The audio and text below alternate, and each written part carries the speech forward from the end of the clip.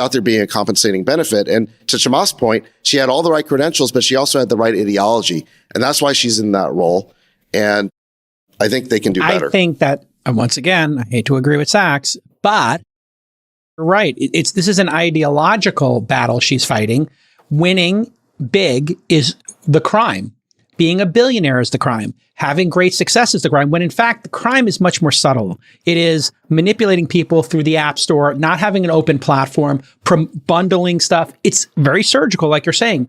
And to go in there and just say, hey, listen, Apple, if you don't want action, and Google, if you don't want action taken against you, you need to allow third-party app stores, and we need to be able to negotiate these fees. 100% right. The threat of legislation is exactly what she should have used to bring Tim Cook and Sundar into a room and say, guys, you're going to knock this 30% take rate down to 15%, and you're going to allow sideloading. And if you don't do it, here's the case that I'm going to make against you. Perfect. Instead of all this ticky-tacky, ankle-biting stuff, which actually showed Apple and Facebook and Amazon and Google, oh my God, they don't know what they're doing. So we're going to lawyer up. We're an extremely sophisticated set of organizations, and we're going to actually create all these confusion makers that tie them up in years and years of useless lawsuits that even if they win will mean nothing. And then it turns out that they haven't won a single one. So how, if you can't win the small ticky-tacky stuff, are you going to put together a coherent argument for the big stuff?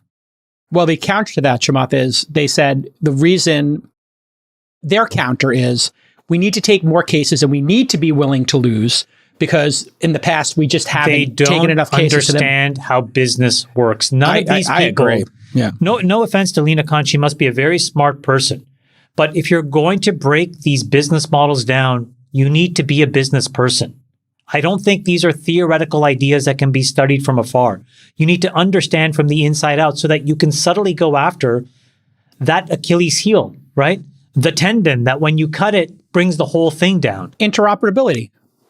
I mean, interoperability is a good one too. Talked, when Lina Khan first got nominated, I think we talked about her on this program, and I was definitely willing to give her a chance. I was pretty curious about what she might do, because she had written about the need to rein in big tech.